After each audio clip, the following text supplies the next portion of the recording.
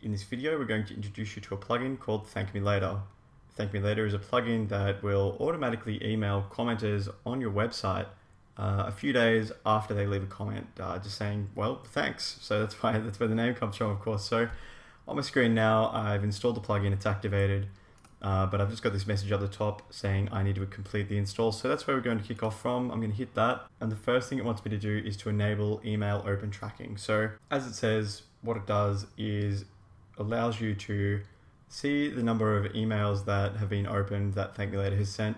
However, it does involve you needing to tell any commenters that it is going to actually happen.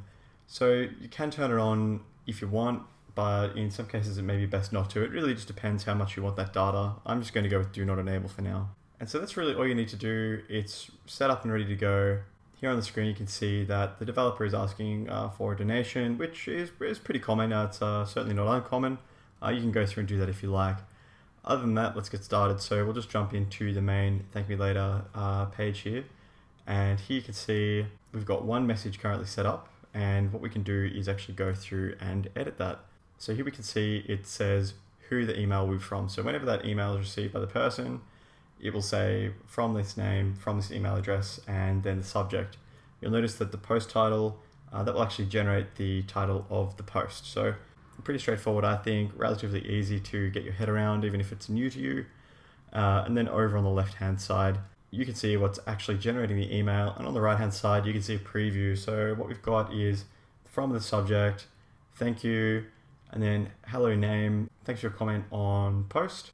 Please check back soon for a response, and so on. Of course, you can edit this as much as you like and chop it around so that it suits your site, suits your style of writing, and so on. Then we just come down to when we're actually going to send it. So you can choose 30 minutes after the comment's been made, hours, days, weeks, and so on.